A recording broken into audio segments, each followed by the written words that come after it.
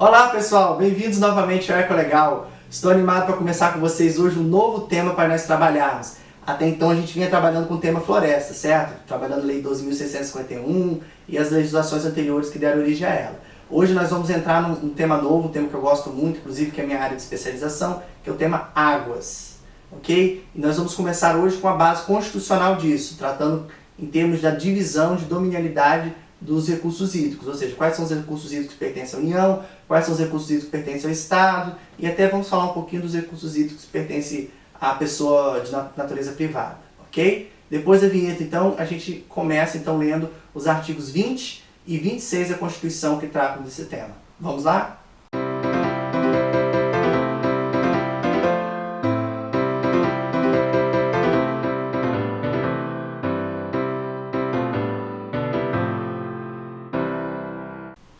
Então, gente, vamos ler então aqui o artigo 20, nós vamos nos deter no inciso 3º do artigo 20, que é o que trata dos bens que estão sob dominialidade da União. Vamos lá? Então diz assim, o artigo 20. Caput, são bens da União. Inciso 3. Os lagos e rios e quaisquer correntes de água em terrenos de seu domínio, ou que banhem mais de um estado, sirvam de limite com outros países, ou se estendam a territórios estrangeiros, ou deles provenham, bem como os terrenos marginais e as praias fluviais. Então todos os lagos, rios, cursos d'água em geral que estiverem dentro do que está estabelecido aqui no inciso 3 do artigo 20, eles são de dominialidade federal. Vamos ver agora os que estão sobre dominialidade dos estados. Então, artigo 26. Caput.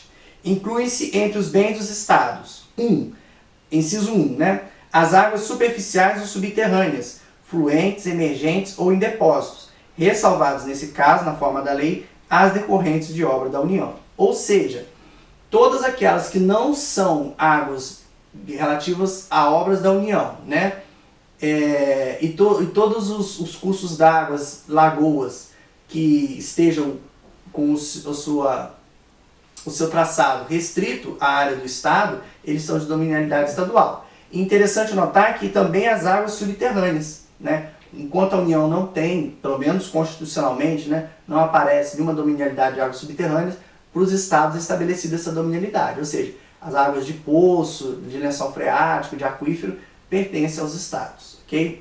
Agora, em seguida, eu vou mostrar um videozinho, em qual vai deixar isso bem claro, com exemplos de corpos d'água que são sob domínio da União, corpos d'água que estão sob domínio dos estados, certo? Mas antes, aquele pedacinho que eu falei sobre as águas particulares, O Código das Águas de 1934, ele estabeleceu que as águas que caem do céu, ou seja, as águas de chuva, elas são de propriedade privada. Então, se você fizer na sua casa uma cisterna para coletar água de chuva, essa água é água privada. É a única possibilidade de água privada, ou seja, que ela é sua, você dispor dela, sem necessidade de pedir outorga ou anuência dos entes da União que a detém. Todas as outras formas de águas, seja de rios, lagos, lagoas e águas subterrâneas, vão pertencer ou à União ou aos estados, de acordo com o que está estabelecido aqui nesses incisos que eu acabei de ler, o inciso 1 do artigo 26, o inciso 3 do artigo 20, e o videozinho em seguida que eu vou mostrar agora para vocês vai deixar bem claro como que a gente pode fazer essa distinção das dominialidades. Então, pessoal, mostrando aqui para vocês, começando com o meu estado, o estado do Rio de Janeiro, exemplos de rios federais, rios estaduais, lagoas estaduais, lagoas federais, ok? Então vamos lá, aqui com a mãozinha, em azul aqui são os rios, tá? A mãozinha está passando em cima para exemplificar. Essas massas d'água assim, isoladas, são lagoas, ok? Então vamos começar aqui, esse aqui é o Rio Paraíba do Sul, esse rio mais largo aqui. Como vocês podem ver, ele faz a divisa, aqui é o estado de Minas Gerais, aqui é o estado do Rio de Janeiro. Ele faz a divisa de dois estados, Na verdade, ele nasce aqui, eu vou mostrar para vocês.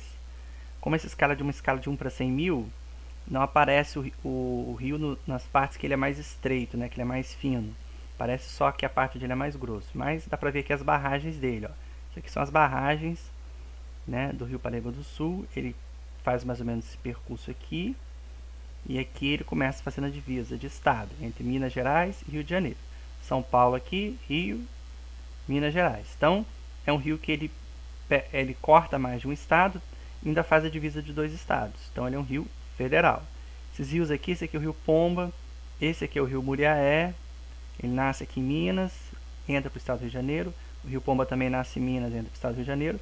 Esse aqui é o rio Carangola, nasce em Minas, entra para o estado do Rio de Janeiro. São rios federais.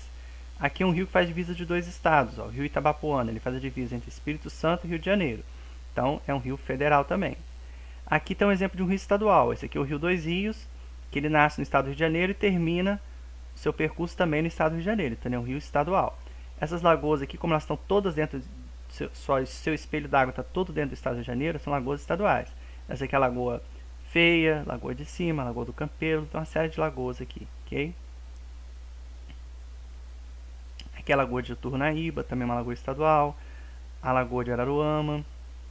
Agora eu vou mostrar exemplos de outros estados, de rios federais, ok? Então aqui, ó, o famoso Rio São Francisco, rio federal, ele nasce aqui em Minas Gerais, corta a Bahia, faz a divisa aqui da Bahia com Pernambuco, depois ele faz a divisa aqui da Bahia com Alagoas, depois de Alagoas com Sergipe e desemboca no mar, um rio federal, ok? Vamos lá, mais exemplos aqui para vocês. Esse aqui é o rio Tocantins. Então ele começa aqui em Goiás, atravessa o estado de Tocantins e depois faz a divisa aqui de Tocantins com Maranhão e prossegue aqui por dentro do Pará. Então esse é um rio federal. Da mesma forma o Araguaia é um rio que faz a divisa aqui entre Pará e Tocantins, entre Tocantins e Mato Grosso e entre Goiás e Mato Grosso, um rio federal. Então ele vem nesse trajeto aqui fazendo divisa de estados, o que caracteriza ser um rio federal. E aqui já tem um exemplo de um rio estadual do estado do Mato Grosso, o Rio das Mortes. Certo? O Rio das Mortes está todo dentro do estado do Mato Grosso, é um rio estadual. Mesma coisa do Rio Garças, está todo dentro do estado do Mato Grosso, um rio estadual. Vamos mais exemplos aqui. Então aqui o Rio Paraná, certo? Que é um rio federal, ele faz a divisa de mais de um estado, aqui por exemplo São Paulo com Mato Grosso do Sul, certo? Minas com Mato Grosso do Sul. Aqui outros exemplos para vocês verem então.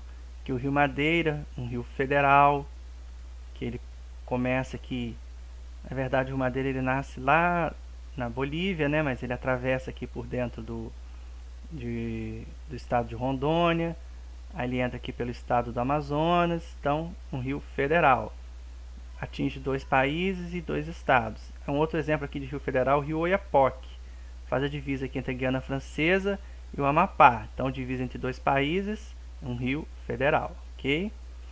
Então essa é a regra, certo? Rios que façam divisa entre 2 estados, ou que comecem num estado e terminem no outro, ou que façam divisa entre 2 países, ou que comecem num país e terminem no outro, são rios federais, certo? E os lagos e lagoas que tiverem a mesma situação, ou seja, que tenham seu espelho d'água em 2 estados ou em 2 países, também são chamados federais. Todos os outros rios que começam e terminam dentro de um estado, ou as lagoas que tenham seu espelho d'água dentro de um único estado, são lagoas estaduais. Legal? Então, pessoal, espero que vocês tenham gostado dessa explicação. Por favor, se inscrevam no canal, ativem o sininho, dê um like, compartilhem o vídeo e não deixe de mandar suas dúvidas e comentários para que a gente possa estar trabalhando dentro da necessidade de vocês. O objetivo aqui é passar conhecimento e com a interação de vocês a gente pode passar um conhecimento mais direcionado. Próximo vídeo nós vamos tratar sobre Política Nacional de Recursos Hídricos, aprofundando mais no tema águas. Espero vocês lá!